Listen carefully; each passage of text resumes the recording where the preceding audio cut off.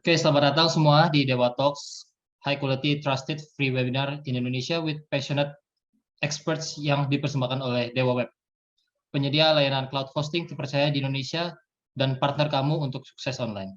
Oke, Dewa Talks akan mengadakan webinar minimal seminggu sekali pada jam 2 siang atau jam 7 malam.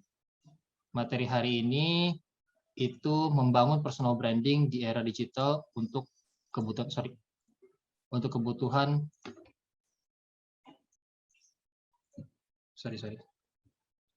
membangun personal branding di era digital untuk kebutuhan profesional kerja. Nah, untuk webinar hari ini akan dibawakan oleh Mas Geovani Suharwan, selaku Head of Product and Marketing Karir.com. Mas Geo sendiri sudah 8 tahun berpengalaman di berbagai industri. Saat ini Mas Geo bekerja sebagai Head of Product Marketing di PT Kerja Manfaat Bangsa, menguasai dan berpengalaman di bidang digital marketing, perencanaan, dan strategi marketing, serta pengembangan produk. Dalam dunia profesional, Mas Geo sangat tertarik pada personal branding dan komunikasi.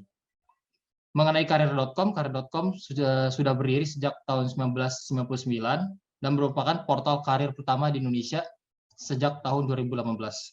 Karir.com berada di bawah naungan PT Kerja Manfaat Bangsa dan menyediakan layanan bagi stakeholder utama, yaitu para profesional dan perusahaan, dengan menjadi portal karir terpercaya yang mampu menghubungkan keduanya. Karir.com dipercaya lebih dari 22.000 perusahaan dan 4 juta pengguna aktif yang tersebar di seluruh Indonesia. Karir.com telah memiliki lebih dari 180.000 iklan perusahaan dalam proses rekrutmen dan pencarian sumber daya manusia, serta menjadi mitra bagi para profesional yang dapat menggali dan mengembangkan potensi mereka semaksimal mungkin. Nah, tanpa berlama-lama lagi, aku mau invite Mas Geo. Terima kasih buat teman-teman yang sudah kayaknya siang-siang seperti ini. Harusnya kalau misalnya teman-teman yang nggak kerja, enakannya tuh istirahat gitu ya, apalagi puasa gitu ya, tapi udah semangat banget. Ada 370 orang partisipan yang join di webinar ini. Terima kasih waktunya. Dan hari ini saya lebih pengen sebenarnya sharing. Kenapa saya bilang sharing? Jadi artinya kalau saya bilang materi agak jadi berat gitu ya. Jadi kalau sharing itu lebih kayak kita bisa sharing satu sama lain after webinar ini. Teman-teman mau sharing juga silahkan nanti ya, melalui personal sosial media saya juga boleh gitu ya. Nah, tapi siang hari ini saya akan sharing tentang bagaimana membangun personal branding di era digital untuk kebutuhan profesional kerja. Jadi personal branding yang hari ini kita bahas bukan untuk jadi seorang influencer, bukan untuk menjadi seorang selebgram, tapi kita lebih kebutuhannya itu kita arahkan untuk ke dunia profesional pekerjaan. Oke, boleh next? Yes, ini sedikit cerita tentang kerja. Jadi saya sekarang bekerja di PT Kerja Manfaat Bangsa.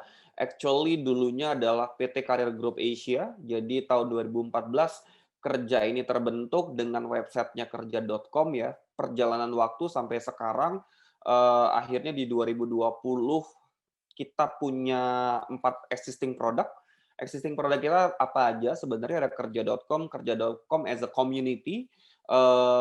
Jadi kalau teman-teman pengen cari pengen cari informasi salary, pengen cari informasi tentang perusahaan, teman-teman bisa ke kerja.com. Terus produk selanjutnya kita punya yang namanya jobs.id. Jobs.id is a job portal, cuman fokusnya adalah blue collar. Apa sih blue collar itu? Blue collar ini adalah teman-teman yang mungkin non teknikal nih, yang pengen kerja yang non teknikal ya. Jadi misalnya contoh ada kita bisa buka lowongan tentang retail, tentang F&B, itu ada di jobs.id. Nah, tapi kalau misalnya karir.com di tahun 2018 kita memang akuisisi karir.com as a produknya kita, dan karir.com adalah job portal juga, tapi job portal yang akan fokus ke eksekutif. Jadi kita fokus ke white collar yang teknikal banget. Jadi kalau misalnya teman-teman mau cari informasi tentang lowongan IT gitu ya, itu adanya di career.com gitu. Dan satu lagi adalah Linardi Associate atau career.com. Nah, Linardi Associate ini apa? Linardi Associate ini adalah headhunting services kita. Jadi biasanya nih teman-teman kalau yang udah profesional nanti ya, apalagi teman-teman yang job seeker, biasanya kalau udah 8 sampai 10 tahun kerja, biasanya nggak akan mungkin apply ke job portal. biasanya akan di-hijack bahasanya ya, quote unquote-nya adalah di-hijack oleh banyak headhunting services gitu teman-teman. Itu tergantung ya, tergantung nanti personal branding teman-teman. Oke, boleh next? Yes, ini yang saya jelasin tadi, boleh next?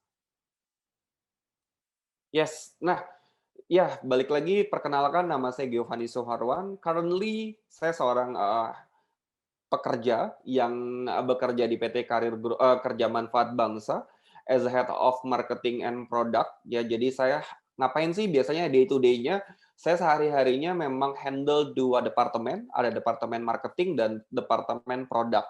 Kerjaannya ngapain ya biasa, kalau di marketing, biasanya saya, bareng sama teman-teman marketing, create event, terus create digital marketing, terus juga creating, konten gitu ya, itu yang lebih lebih apa, lebih dilakukan gitu ya, terus juga digital marketing yang mau ngapain gitu ya. Oke, ini kayaknya banyak feedback, PPT-nya buram, saya nggak tahu nih apakah sinyal atau apa gitu, ya. Oke, kalau di produk biasanya ngapain kalau di produk, saya biasanya, brainstorm terus juga product development dengan tim produk untuk, existing product atau new business produknya kita gitu ya. Nah, berhubung kita memang lagi di personal branding, yes, ini adalah,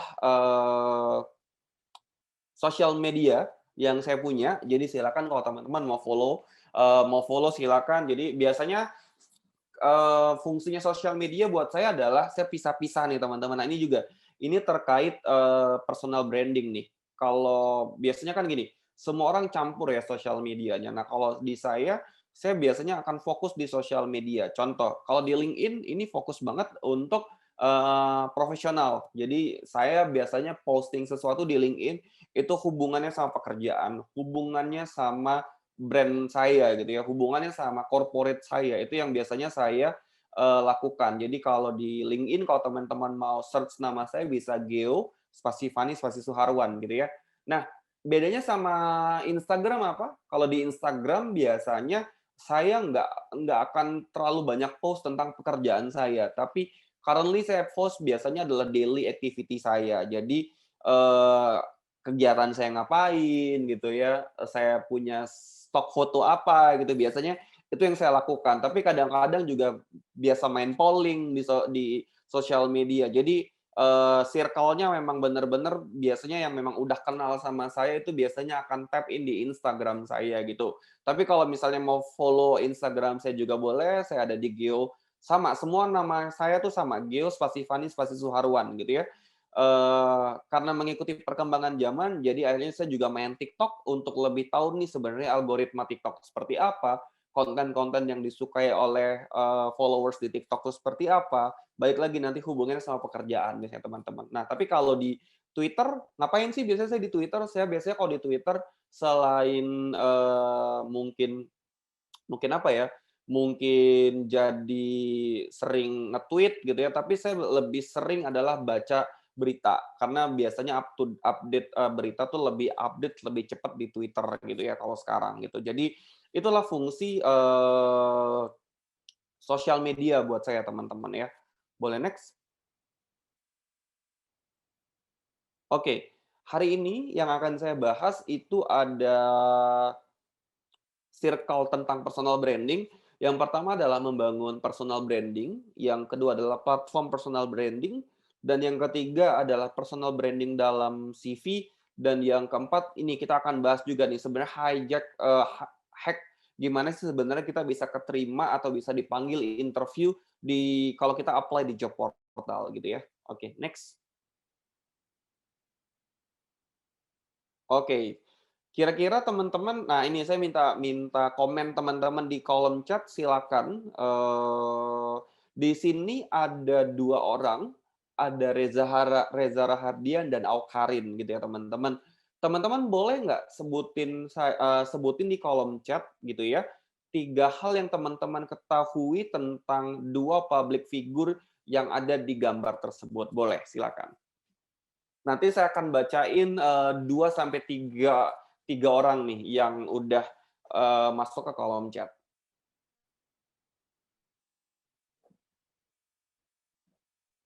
Oke, wow, banyak banget ya. Thank you, thank you.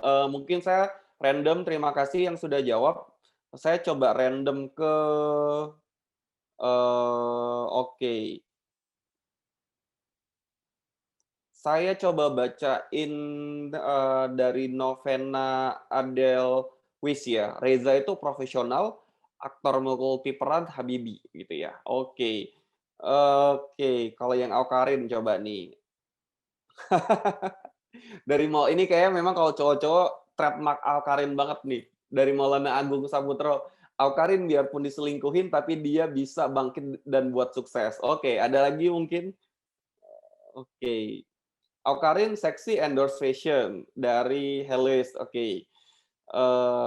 Dari Mirza Bakti Sukari Yana nih, dia dia bilangnya gini, "Awkarin adalah cerdas, seksi, kontroversi." Oke. Nah, teman-teman, kebayang nggak gini, yang saya mau kasih tahu bahwa teman-teman gini, kita nggak sekenal itu ya sama Reza Hardian. Reza Rahardian mungkin kita juga nggak pernah punya kontak personalnya si Reza Rahardian, kita cuman follow dia di Instagram, let's say. Atau kalau Reza Rahardian malah dia nggak punya official social media ya, yang dia punya adalah official fanbase-nya dia gitu ya. Atau misalnya kita nggak sekenal dan nggak sedekat itu di circle pertemanannya Awkarin gitu ya. Kita cuma bisa melihat dia dari sosial media, dari Insta story dia yang banyak itu gitu ya. Terus dengan kehidupan dia di sosial media gitu ya, di pemberitaan media, tapi teman-teman bisa menilai atau minimal membuat 3 hal yang teman-teman ketahui tentang orang ini, gitu ya, tentang si Reza Rahadian atau si Awkarin ini. Oke, boleh next. Nah, kita kalau bicara tentang personal branding tuh sebenarnya personal branding is the taking control of how other people ya. Jadi gimana kita mengkontrol orang lain yang nggak direct ke kita untuk kenal sama kita gitu. Jadi sebenarnya itulah fungsinya personal branding. Kalau misalnya saya sama sama keluarga saya mungkin saya nggak perlu personal branding ke keluarga saya karena mungkin keluarga saya tahu siapa saya gitu ya. Atau saya mungkin di circle pertemanan saya nggak perlu yang personal branding seperti apa karena teman-teman saya tahu siapa saya, but actually kalau misalnya kita berada di terutama di circle digital gitu ya, orang lain nggak kenal siapa kita, orang lain nggak tahu siapa kita. Apa sih yang harus kita lakukan adalah bagaimana kita meng-create, nge-develop, dan nge-build diri kita agar orang lain itu tahu siapa kita dengan positif. Tapi depends ya, tergantung lagi nih, tergantung teman-teman mau dikenal sebagai orang yang positif, yang nanti kalau mau jalur ke profesional, ya memang harus ke jalur positif, tapi apakah teman-teman juga mau dikenal sebagai orang yang kontroversial? Di dunia selebriti memang ada yang namanya teori publicity, di mana sebenarnya oke, once kita nggak terlalu punya nilai jual ya, nah balik lagi, kita kaitin sama marketing misal let's say, kadang-kadang ada seseorang yang nggak punya unique selling proposition. Jadi unique selling position-nya nggak ada. Kalau mau dibuat unique selling kayaknya ini orang juga banyak yang punya gitu. Akhirnya yang terjadi adalah dia buat kontroversi, boom, meledak, dia viral kalau sekarang ya, habis itu dia diundang ke TV-TV gitu ya, habis itu wawancara meledak, akhirnya naik gitu ya. Nah, itu kalau di dunia selebriti, teman-teman. Kalau dulu tuh inget banget, karena saya juga dulu di dunia komunikasi gitu ya, gini, untuk menjadi seorang selebrit itu ada 2, mau jadi punya talenta yang bener-bener yang dijual adalah talenta, let's say kayak Krisdayanti, terus juga mungkin, siapa ya, Yovie Widianto, itu talenta yang mereka mereka jual gitu. Tapi ada juga yang memang dari dulu memang yang dijual kontroversi, isu miringnya, berita. Buat apa? Sebenarnya bukan mereka mau, tapi itu adalah buat personal branding atau dalam quote unquote dulu kalau bahasa zaman dulu ada pencitraannya tuh mau seperti apa nih, ya. Oke, jadi, tergantung nih teman-teman, kalau teman-teman mau dikenal sebagai seorang yang, pencitraannya baik, ya bagaimana teman-teman nanti punya personal branding yang baik. Tapi kalau misalnya teman-teman pengen, "Oh, saya memang nggak mau ke jalur profesional nih, saya mau ke jalur yang benar-benar, apa ya, jalur-jalur entertainment gitu ya. Saya memilih untuk menjadi seorang yang kontroversi." Ya monggo, itu silakan, itu tergantung pilihan teman-teman sekarang gitu ya. Karena balik lagi, kalau saya gini, kalau saya lebih se-strict, sedetail misalnya gini, ketika misalnya kita udah mulai banyak dikenal orang gitu ya, bukan selebriti atau artis ya. Jadi kayak misalnya gini, teman-teman pun harus melihat, melihat sekitaran teman-teman ketika teman-teman ada di luar. Jangan-jangan kalau saya melakukan ini kena potret nih, jangan-jangan, kalau saya tuh bercandaan sama teman-teman saya, "Hati-hati entar masuk lambe turah." Kenapa? Ketika udah masuk ke sana gitu ya, masuk ke area-area, dunia gosip itu udah nggak enak teman-teman. Jadi personal branding itu tidak hanya di digital, tapi once teman-teman sudah bentuk personal branding teman-teman di digital, mau nggak mau, suka nggak suka, teman-teman ketika masuk ke dunia nyata, ya di lingkungan teman-teman, teman-teman harus benar-benar nge-build, koneksi yang benar nih. Jangan sampai gini, personal branding-nya kalau di digital ya, ini nih kutipan surat-surat terus nih gitu ya, kutipan quote motivasi gitu ya, kutipan bla bla bla bla, tapi di dunia nyata kok nggak gitu ya. Nah, itu juga salah teman-teman. Artinya apa? Ketika teman-teman mau membangun personal branding, teman-teman juga sudah harus siap dengan resikonya. Resikonya artinya apa? Antara digital dan juga dunia nyatanya, ekspektasinya harus sama nih, gitu ya. Ketika teman-teman nge-build bahwa teman-teman seorang, "Wah, saya mau jadi seorang motivator," gitu ya. Nah, ketika itu berarti, mau nggak mau kehidupan teman-teman harus di-build, harus dibangun seperti itu, teman-teman. Jangan sampai, nggak sinkron antara digital sama dunia nyatanya, gitu ya. Next. Oke, langkah-langkah untuk membangun personal branding yang pertama adalah teman-teman harus tahu value diri teman-teman. Nah, kalau misalnya contoh, saya ambil contoh ke saya aja, saya nggak mau ambil contoh yang lain deh. Contoh ambil, diri saya gitu ya, saya tahu bahwa, oh value diri saya ini apa nih?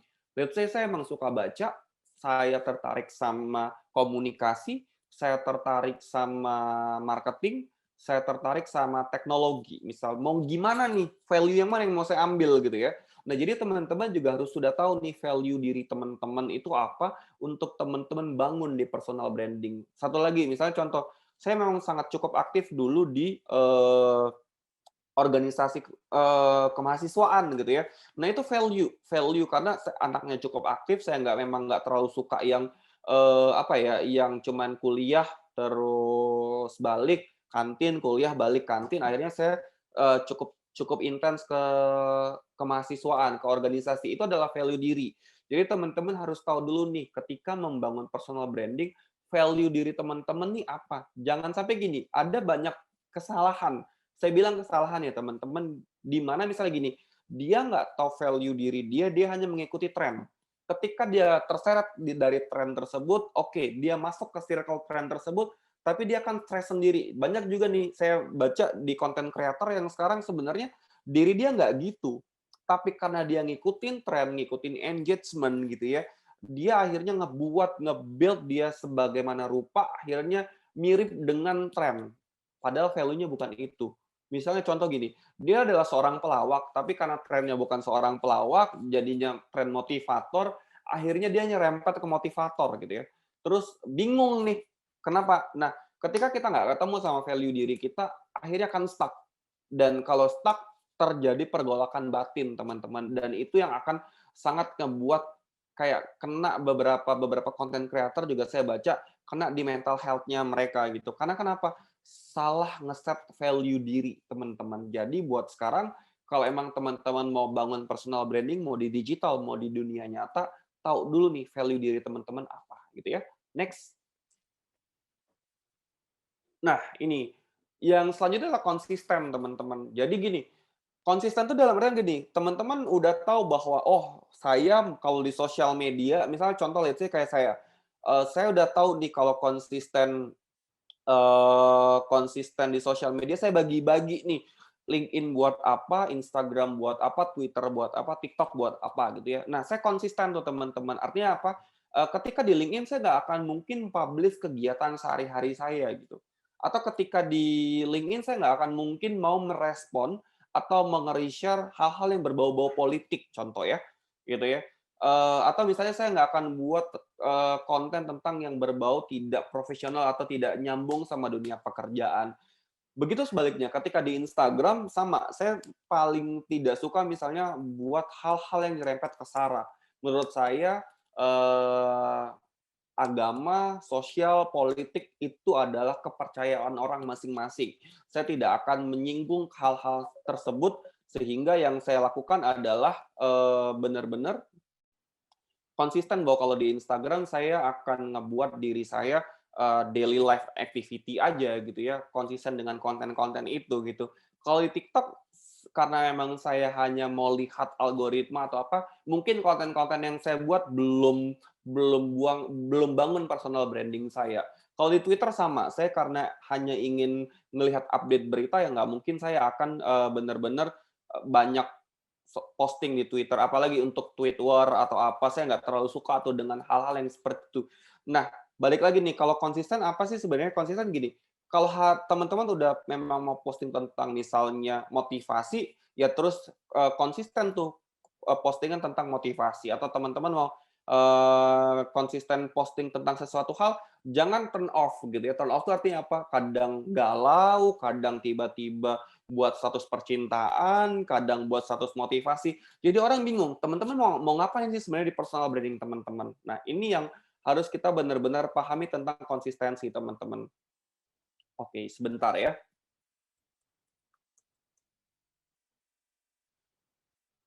Oke, setelah itu next. Nah, ini dia yang saya bilang.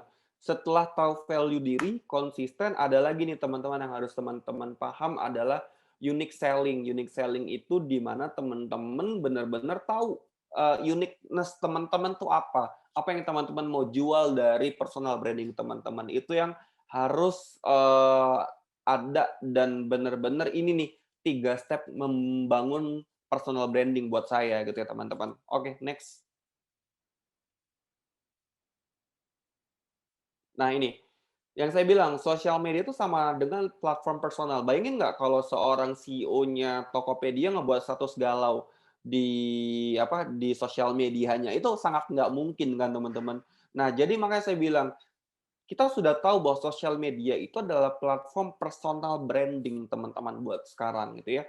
Karena kenapa? Orang sesimpel nge-search nama teman-teman, terus dia akan tahu teman-teman itu siapa sih sebenarnya, gitu ya. Jadi, hati-hati nih sama sosial media teman-teman. Jangan sampai bilang gini, "Kan sosial media saya punya saya, suka-suka saya." Yes, kalau teman-teman nggak mau ke dunia profesional. Tapi kalau teman-teman mau ke dunia profesional, teman-teman harus sadar bahwa personal branding itu adalah hal yang sekarang bisa jadi reference buat HR gitu ya, teman-teman. Oke, next. Nah, ini contohnya. Hati-hati nih kalau teman-teman masih suka buat status-status seperti ini ya.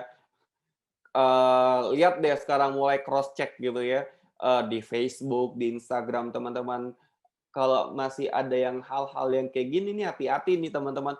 Buru-buru buat diberesin, buru-buru buat rapiin sosial medianya. Jangan sampai nanti pas apply kerja, teman-teman udah, apa ya, udah, di-search namanya sama HR, terus tiba-tiba dapat yang beginian nih, itu akan buat, penilaian HR juga kan, "Wah, oke, salah nih saya rekrut orang," atau, "Salah nih saya interview orang," gitu ya. Next.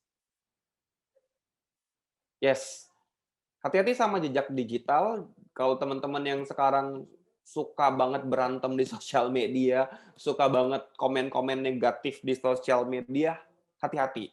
Kenapa? Jejak digital itu sama dengan representatif diri. Dan sekarang ada undang-undang ITE juga. Jadi hati-hati banget buat komen, buat ngetik. Jangan sampai kita masuk ke golongan persentase netizen Indonesia yang barbar. Ya, jadi kalau saya udah cukup, kalaupun saya kesal dengan postingan orang atau apa, ya udahlah skip aja gitu ya, atau malah kalau saya untuk lebih biar saya aman, biasanya saya unfollow. Itu udah cukup clear buat saya. Kalau udah saya unfollow orang, berarti saya atau unfollow sebuah account, yang pasti saya nggak nyaman dengan postingan orang tersebut. Ya udah, daripada saya komen terus jadi jejak digital, buat saya itu malah membuat jelek diri saya. Jadi hati-hati sama jejak digital. Sekarang, habis webinar ini boleh dicek-cek lagi statusnya, postingannya, segala macam, biar apa, biar kalau misalnya apply ke pekerjaan atau masuk ke dunia profesional, jejak digital kita tuh positif, bukan jejak digital yang negatif, gitu ya. Next. Nah, balik ke sini. Oke, membangun personal branding di kurikulum vitae ya atau di CV. Pasti akan nanya, "Kak, apa sih bedanya CV seorang fresh graduate sama CV seorang profesional?" Itu banyak banget common terjadi ketika misalnya saya lagi ada webinar pasti akan nanya seperti itu. Nah, yang perlu dipahami nih teman-teman ya dari sisi CV, format CV dulu gitu ya. Kalau dari fresh graduate apa sih yang harus ditampilkan? Yang ditampilkan adalah bagaimana teman-teman relate dengan posisi yang akan di-apply.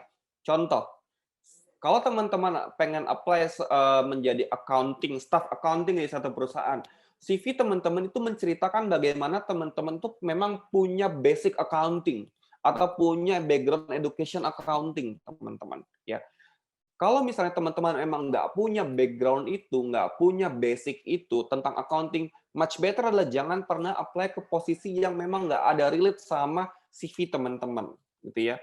Jadi CV ketika fresh grade itu bukan bintang 5 yang harus 100% dilingkarin segala macam, itu nggak perlu buat buat buat kita atau buat di dunia rekrutmen itu nggak perlu. Tapi bagaimana teman-teman bisa merepresentatifkan diri teman-teman untuk sebuah posisi tersebut di dalam CV. Ingat, CV itu adalah cerita teman-teman untuk diri teman-teman ya. Nah, tapi kalau di dunia profesional misalnya let's say gini, kalau kayak saya, apa sih yang akan saya highlight di CV saya? Pertama pasti personal information saya. Nama saya siapa, tempat tanggal lahir saya di mana gitu ya, status saya apa, kontak person saya, jadi nomor kontak saya, email saya, dan sosial media saya. Biasanya kalau di CV saya akan selalu taruh atau highlight ada LinkedIn saya, karena itu berhubungan sama dunia profesional gitu ya. Nah, setelah itu yang saya akan jelaskan karena saya sudah punya pengalaman, yang akan saya jelaskan adalah work experience. Work experience itu artinya apa? Saya tuh kerja di bidang apa aja sih? Shifting karir saya itu seperti apa sih? Perjalanan karir saya seperti apa sih? Nah, ini yang saya ceritakan di work experience. Ya, jadi saya pernah kerja di HR, misal saya pernah kerja di training development, saya kerja di marketing gitu, itu yang saya ceritakan teman-teman. Terus kemampuan saya. Nah, kemampuan ini biar apa? Biar saya pengen kasih tahu, oh kemampuan saya ini bisa relate dengan posisi yang sedang dicari atau posisi yang dibutuhkan oleh perusahaan tersebut atau headhunter butuhkan gitu ya. Nah, setelah itu baru working experience. Nah, kalau misalnya teman-teman yang fresh graduate kan nggak punya working experience nih, atau misalnya Kak, internship boleh nggak sih dimasukin? Internship for sure, silakan masukin ke working experience. Karena internship itu adalah bagian dari teman-teman bekerja. Teman-teman punya pengalaman bekerja, silakan dimasukin untuk internship-nya ada di mana gitu ya. Terus kalau udah internship apalagi Kak yang butuh dimasukin untuk, fresh graduate? Yang butuh dimasukin ke dalam CV adalah pengalaman organisasi teman-teman. Itu sangat penting teman-teman, karena kenapa? Kadang-kadang ada beberapa posisi yang kita tuh bisa lihat dari pengalaman organisasi teman-teman, gitu ya. Contoh, "Kak, pengalaman organisasi apa sih yang dibutuhin?" Pengalaman organisasi yang relate dengan, pekerjaan yang dibutuhkan. Jadi contoh, kalau saya Karang Taruna boleh dimasukin nggak? Tergantung. Kalau misalnya memang di situ dibutuhkan teamwork, dibutuhkan memang orang-orang yang ekstrovert, ya masukin aja ke, pengalaman Karang Tarunanya. Tapi kalau yang dibutuhkan adalah seorang accounting, seorang finance, butuh nggak pengalaman Karang Tarunanya? Nggak butuh. Misal teman-teman nggak perlu masukin itu di organization experience teman-teman gitu ya. Oke, next. Nah, ini dia. Ini yang harus diperhatikan ketika membuat CV. Yang pertama, ketika teman-teman mencantumkan email atau mengirimkan email, please menggunakan nama teman-teman. Contoh kalau saya email saya udah pasti Geo Fani spasi Suharwan, itu udah pasti. Atau Geo Fani, itu udah pasti. Jangan jangan pakai nama-nama email atau akun-akun email, domain email yang nggak profesional. Contoh nih, saya pernah tuh dapat email dari seorang job seeker tiba-tiba pemuda bertopeng 2000@hotmail.com, itu kan nggak profesional. Kita bukan lagi mau kirim email ke teman kita, tapi kita mau lagi kirim email ke HR, ke perusahaan, teman-teman. Jadi diusahakan punya personal email yang memang mungkin email dari kecil gitu ya, teman-teman udah punya email, tapi ada juga email yang memang teman-teman pisahkan untuk apply pekerjaan gitu, teman-teman. Terus yang kedua, mencantumkan informasi tanpa menambahkan bukti atau sertifikat. Jadi gini, banyak nih saya lihat nih, karena sekarang banyak banget yang jual CV gitu ya, yang ada bintang-bintang, ada yang 100% lah segala macam. Misal bahasa Inggris 100% atau bintang 5 perlu nggak? Bintangnya nggak perlu, tapi kalau emang teman-teman jago banget bahasa Inggris, please lampirin sertifikatnya. Penunjangnya apa gitu. Memang kalau membuktikan bahwa teman-teman tuh jago dalam bahasa Inggrisnya, teman-teman. Jadi nggak perlu dibuat bintang-bintang. Biarkan rekruter menilai justifikasinya dari sertifikat yang ada gitu. Itu yang harus teman-teman perhatikan. Jadi jangan terlalu mengandalkan kayak, waduh CV saya harus warna-warni nih, CV saya harus bintang-bintang nih. Nggak perlu, terutama apalagi teman-teman yang bukan apply ke graphic design atau ke UI UX. Nah, kalau untuk teman-teman yang memang harus apply ke pekerjaan-pekerjaan yang butuh portofolio, please dilampirin juga portofolio teman-teman. Portofolio itu artinya apa? Misalnya teman-teman seorang graphic design, berarti ya lampirin tuh hasil-hasil desain teman-teman. Atau UI UX, lampirin pekerjaan yang pernah hubungannya sama UI UX gitu ya. Terus yang ketiga adalah mengecek kembali semua sosial media yang kita punya. Karena gini teman-teman, kalau sekarang tuh reference kalau dulu bisa bisa gini, kalau di zaman saya nggak tahu kalau sekarang ya. Reference tuh gini, oke, cantumin nomor kontak, referensi Anda gitu. Saya tinggal ngomong ke teman saya, nanti kalau ditelepon HR dari perusahaan ini bilangnya baik-baik ya, bla bla bla bla bla." Oke. Teman saya akan bekerja sama kooperatif dengan saya gitu ya. Tapi kalau sekarang nggak akan banyak. HR nggak akan mau nampilin minta nomor referensi itu. Yang dia lakukan adalah ngecek, googling, search nama teman-teman. Giovanni Suharwan, langsung di-search aja gitu ya. Oke, oh si Gio ini kayak gini, kayak gini, kayak gini, kayak gini. Nanti akan dicocokin tuh sama posisi yang akan di-apply. Ketika memang, waduh, anaknya suka galau ya, suka melankolis banget. Gimana ya kalau di-apply ke finance yang butuh ketelitian, yang butuh butuh struggling, kok anak ini kayaknya nggak bisa, atau wah anak ini suka ngeluh nih di sosial media, kelihatan banget nih ngeluh terus nih. Waduh, kalau kita kan corporate kita lembur banget nih, misalnya kerjanya bakal fleksibel banget, wah kayaknya nggak cocok. Bisa jadi teman-teman gagal cuma gara-gara sosial media teman-teman. Jadi harus diperhatikan banget nih sosial medianya ya. Terus ini juga nih, perhatikan isi CV yang kamu buat dengan posisi yang kamu apply. Jadi jangan random apply, teman-teman. Saran saya adalah punya beberapa CV yang memang untuk beberapa posisi. Karena gini, contoh, memang Kak, saya kan background-nya ekonomi. Ekonomi bisa kemana-mana dong. Yes, ekonomi bisa kemana-mana banget. Tapi jangan sampai kamu cuma punya CV yang ceritain kamu seorang accounting misal, tapi kamu lagi apply tentang finance controller. Itu nggak akan nyambung antara accounting sama finance controller. Sehingga buat CV kamu ke beberapa versi. Agar apa? Oh, saya mau apply ini nih, berarti CV yang ini yang akan saya submit. Saya mau apply ini, berarti CV yang B yang akan saya submit. Jadi benar-benar kita punya banyak versi. Jangan malas buat update CV, jangan malas buat CV ya, teman-teman. Terus yang terakhir adalah, ya itu tadi, buat CV itu beberapa biar disesuaikan dengan pekerjaan gitu ya. Oke, next. Nah, ini kan kalau kita ngomongin job portal, yes. Saya ambil contoh di pekerjaan saya aja, jobs.id dan karir.com. Yang harus diperhatikan adalah ketika apply ke job portal, yang harus diperhatikan adalah teman-teman isi profil teman-teman dengan benar.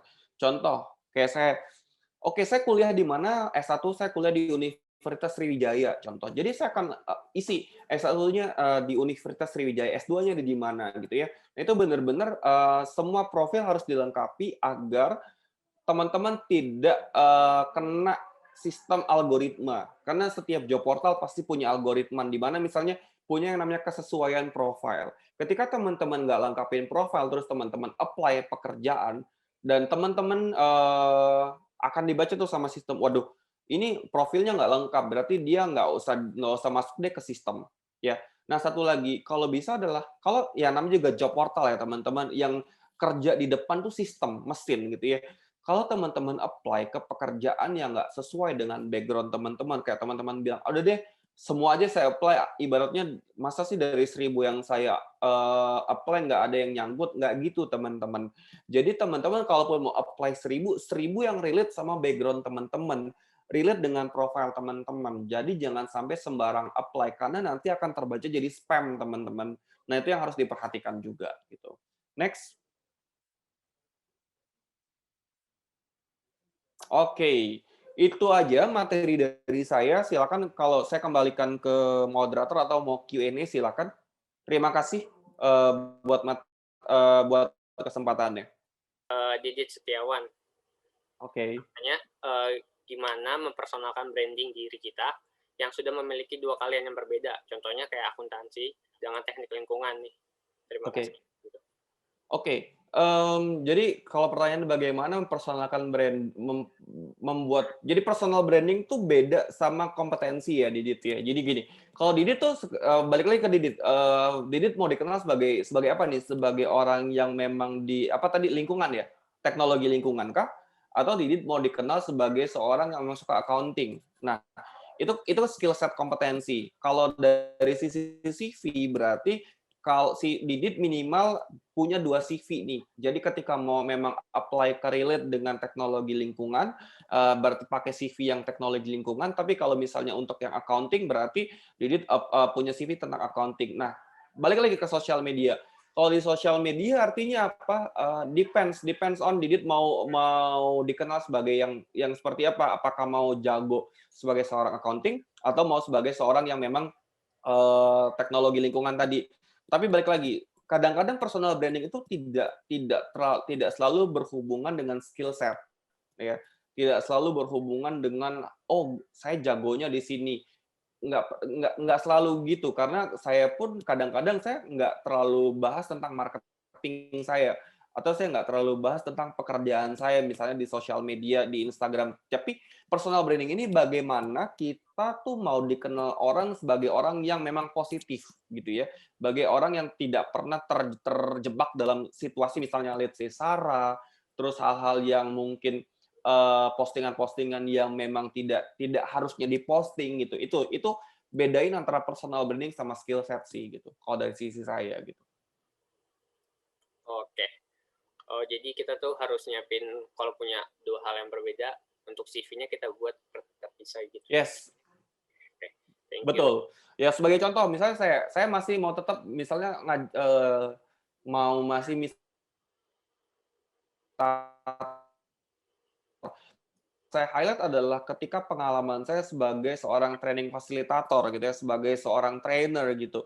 Nah, itu yang memang saya biasanya lakukan gitu. Tapi ketika misalnya saya mau highlight diri saya sebagai seorang marketing, ya CV saya akan bercerita bagaimana pekerjaan saya sebagai seorang marketing gitu sih. Oke. Makasih Mas Gio atas jawabannya. Semoga bisa menjawab Yes. pertanyaan Kak Didit ini. Nah, lanjut lagi nih ke pertanyaan yang kedua. Datang dari kayak siapa ya? Ini dari Febrianto Anugrah Siman Oke. Juta. Oke. Jadi izin bertanya Mas, tips untuk personal branding bagi yang fresh graduate, cuman introvert, tapi nggak ansos, gimana ya? Nah terus Oke. apabila melamar pekerjaan lewat email, personal brandingnya bagaimana ya Mas? Apa cukup lewat lampirin CV aja, atau ada cara lain juga? Makasih. Oke. Kalau ngomongin introvert, to be honest, saya introvert. Thank you. Gitu ya, bukan seorang extrovert. Nah, gimana sih sebagai seorang personal branding yang introvert, kita tahu bahwa, kita tuh suka apa. Contoh misal kalau emang kamu suka baca gitu ya, suka dengan baca, gimana kalau kamu, eee, nge-build personal branding kamu misalnya tentang buku yang kamu baca gitu ya. Wording buku yang misalnya menarik banget buat kamu, itu bisa aja dijadiin sebagai salah satu personal branding sih menurut saya. Jadi, seorang introvert bisa main sosial media nggak bisa. Banyak teman-teman saya yang introvert termasuk saya, yang introvert pun main ke sosial media gitu ya. Cuman kita tahu bahwa yang mau kita posting apa sih yang kita suka. Let's say kayak saya kadang-kadang posting yang saya lakukan adalah posting tentang sepeda, karena saya suka banget sama sepeda. Misal saya olahraga misalnya, itu adalah satu hal yang bisa kita build di sosial media kita, gitu, di personal branding kita. Jadi depends on, teman-teman tuh mau dikenal seperti apa, bukan dikenal sebagai introvert-nya gitu. Dan balik lagi, kadang-kadang gini, ada beberapa posisi pekerjaan yang memang yang penting adalah bukan keaktifan di sosial media. Yes, kalau misalnya saya cari anak PR, saya cari anak marketing, saya akan cek tuh seberapa aktif di sosial media. Cuman kalau saya carinya anak accounting, carinya anak marketing, carinya anak tech, nggak mungkin juga dia akan selalu aktif di sosial media. Yang pasti adalah, yang terpenting adalah jangan sampai punya jejak digital yang jelek. Itu yang pasti ya, yang saya saranin. Nah, kalau misalnya tadi CV ya, sorry, oh ya, gimana sih bentuk personal branding ketika kita mengirimkan email lamaran? Yang pasti kalau saya jangan pernah cuman kirim CV, attachment, habis itu send done. Enggak, salah. Ini saya harus bilang salah. Buat teman-teman, terutama fresh graduate, ketika teman-teman kirim CV atau kirim lamaran, badan email itu adalah surat lamaran teman-teman. Jadi teman-teman nggak perlu attach lagi surat lamaran tuh. Jadi surat lamaran tuh harusnya ada di mana? Harusnya ada di badan email. Yang dulunya pakai surat, yang pakai kertas, dipindahin ke badan email. Jadi ketika teman-teman mau apa sih yang mau ditulis di badan email? Yang di badan email itu adalah lamaran, teman-teman, surat lamaran. Teman-teman cerita dapat informasi lamaran dari mana, teman-teman cerita short, teman-teman interest kenapa ke posisi ini, teman-teman mungkin cerita juga kapan, kalau misalnya bisa join kapan gitu. Itu adalah surat lamaran teman-teman, mau bahasa Inggris mau bahasa Indonesia. Jadi usahakan banget ketika mengirimkan CV jangan cuma kirimin CV, attachment, habis itu done, badan emailnya kosong. To be honest, nggak akan pernah mau dilirik sama HR yang seperti itu. Gitu sih. Oke, jadi intinya tuh kalau ya introvert tuh nggak jadi halangan ya Mas ya? Nggak jadi halangan. Itu Tergantung. tergantung. Yes, tergantung mau kita seperti apa gitu. Banyak kok orang-orang introvert yang sukses di sosial media atau yang sukses buat personal brandingnya dia gitu. Oke, thank you Mas atas jawabannya. Semoga bisa memuaskan Mas Febrianto nih. Oke, lanjut lagi nih yang ketiga. Ini kayaknya lumayan banyak yang ngelakuin hal ini. Dari Novia, katanya, saya izin bertanya, apakah personal branding berlaku juga untuk second account Instagram? Mengingat saat ini sedang maraknya orang-orang bikin second account yang personality-nya berbeda nih dari antara second account sama first account. Nah, ini impact-nya gimana mungkin gitu ya, Mas? Oke. To be honest, saya nggak pernah punya second account ya, atau apalah namanya itu. To be honest, saya nggak punya, karena dengan punya semua account di sosial media, menurut saya cukup kerepotan gitu ya. Cuman saya nggak tahu nih motif orang-orang punya second account tuh buat apa. Apakah cuma buat stalking kah, buat nge-hate kah, nge-hate speech kah? Kalau emang tujuannya itu, please don't do that.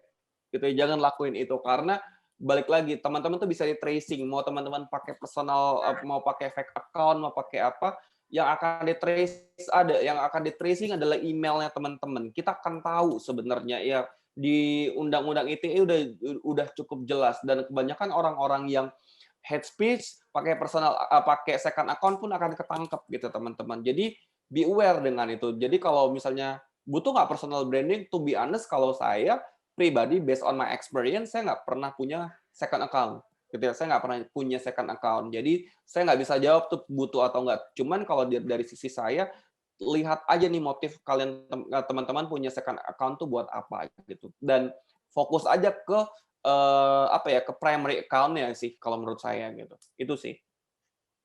Oke, thank you Mas. Jadi Yes. nggak harus kita punya second account, tapi yang Enggak, saya sih ya harus yes. ada Tergantung motifnya ya, tergantung motifnya. Oke. Gitu. BTW nih kalau Oke, ini ada yang pengen live question, bisa di raise hand. Nanti dari tim Dewa Web bakal open cam atau open mic-nya gitu. Oke, ini ada mungkin nambahin nih dari Angie Kalista. Kalau teman-temanku second account tuh biasanya buat mencerminkan dirinya sendiri, kalau account utama buat pencitraan. Sebenarnya gini, teman-teman, I don't know ya, kalau di Instagram tuh ada yang namanya close friend. Kalau teman-teman memang pengen mencerminkan diri teman-teman, kita punya di Instagram udah punya close friend kok. Jadi kadang sometimes saya tuh emang menggunakan fitur itu untuk close friend. Jadi close friend itu apa? Kalau dari sisi saya benar-benar share personal information saya tentang apa tuh bisa di close friend. Saya nggak tahu ya, kalau bahasa anak muda sekarang ada teman-teman yang cepu atau apa, saya nggak tahu. Cuman itu biasanya personal information pun, nah balik lagi sih. Mau diri saya sendiri pun saya udah harus tahu apa yang harus saya post dan saya publish di sosial media. Contoh gini, teman-teman saya selalu bilang, kenapa sih lu nggak pernah post lu punya keluarga, kamu punya keluarga, atau siapa orang tua kamu, siapa, saya juga nggak pernah post misalnya alamat personal saya gitu ya, saya tinggal di mana, atau juga mungkin saya lahir di mana, adik-adik saya siapa. Kenapa saya nggak pernah post? Saya akan membatasi itu karena banyak orang-orang yang sangat, ya to be honest, banyak orang-orang jahil juga kan di sosial media ya gitu ya. Cantumin nomor telepon kita buat jadi apa, cantumin alamat kita buat jadi apa. Jadi kalau saya benar-benar saya punya apa ya, punya peraturan, punya prinsip bahwa sosial media itu yang saya post adalah diri saya dan kegiatan saya. Saya tidak akan libatkan keluarga saya dalam postingan saya, mau ibu saya, mau even though misalnya my personal live kayak misalnya pacar saya siapa segala macam, atau saya berhubungan sama siapa, itu saya nggak akan pernah post. Kenapa? Itu adalah bentuk dari personal branding sebenarnya sih. Oke, ya, ya semoga jawaban dari Mas Gio tadi udah cukup jelas dan memuaskan apa rasa penasaran teman-teman sih. Oke, jadi lanjut lagi nih ke pertanyaan selanjutnya dari Mas Rio Bayu. Nih, siang Kak, izin bertanya. Saya seorang experience sudah 6 tahun di dunia kerja. Awalnya saya bekerja sebagai engineer di telekomunikasi selama 4 tahun, dan saat ini saya sudah di digital marketing dan saya juga freelancer di UI UX designer. Wah, ini banyak banget pokoknya. Pertanyaannya, ini shifting karirnya luar biasa nih. Iya. Jadi pertanyaan, ketika saya kirim CV, apakah saya tulis semua atau semua pengalaman bekerjanya, atau hanya yang sesuai aja nih yang saya tuju?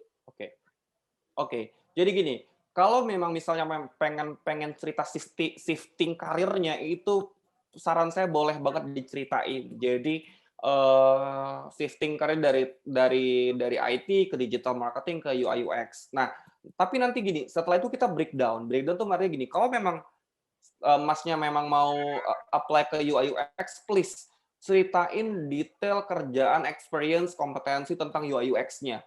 UI UX-nya ngapain aja sih? Result-nya udah apa aja sih? Terus portofolionya mana gitu ya? Portofolionya dilampirin. Jadi nggak apa-apa. Kalau saya pun gitu, secara ability saya ceritain bahwa saya bisa di HR, bisa di training development, bisa di sales operation, dan di marketing misalnya sih. Tapi ketika saya apply untuk marketing, yang saya benar-benar deep banget adalah pengalaman saya di marketing. Handle berapa project, handle project apa aja, terus achievement saya apa aja gitu. Itu yang saya ceritain. Kenapa? Biar nanti HR recruiter fokus ke situ gitu. Tapi ketika misalnya saya mau apply untuk training development misal itu, saya akan ceritain silabus yang pernah saya buat, saya lampirin gitu ya, training yang saya pernah ajar gitu. Terus misalnya achievement saya juga apa. Jadi ketika di marketingnya saya nggak akan terlalu ceritain. Saya mau fokus orang itu baca CV saya tentang training development-nya.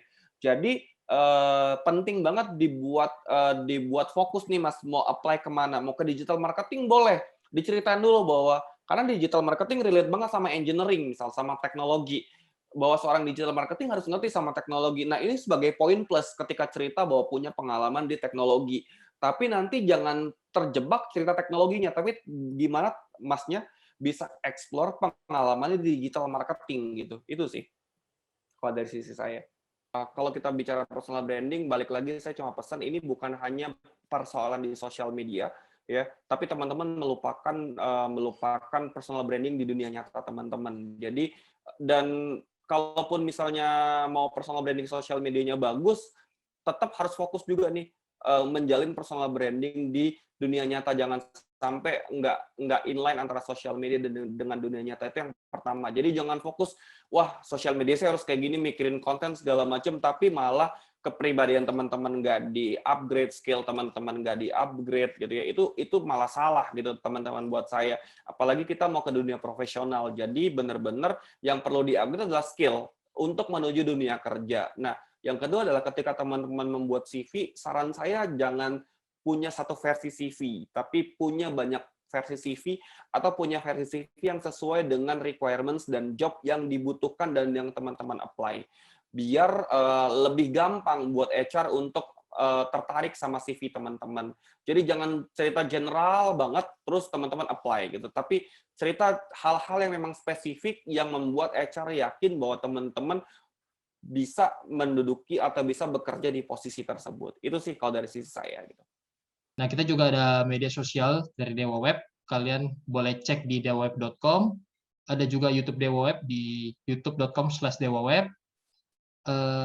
Untuk Dewa Talks, kalian bisa cek di dewatalks.com. Untuk Facebook dan Instagramnya di Dewa Talks Official. Hai sahabat Dewa Web, video ini merupakan tayangan ulang webinar Dewa Talks yang telah diadakan beberapa waktu lalu. Kalau kamu tertarik dengan tayangan ulang webinar ini, yuk jangan sampai ketinggalan untuk ikutan webinar selanjutnya. Nantinya, selain bisa bertanya secara langsung kepada para pembicara, kamu juga bisa mendapatkan e-certificate dan juga door prize dari Dewa Talks. Mau ikutan? Caranya gampang banget. Kamu bisa langsung aja daftarkan diri kamu di dewatalks.com. Setelah itu, kamu akan terdaftar sebagai peserta webinar Dewa Talks. Eits, tenang aja, webinar ini gratis dan gak dipungut biaya sama sekali. Tunggu apa lagi? Yuk, jangan sampai ketinggalan dan aku tunggu kamu di webinar Dewa Talks selanjutnya. Cari hosting yang aman,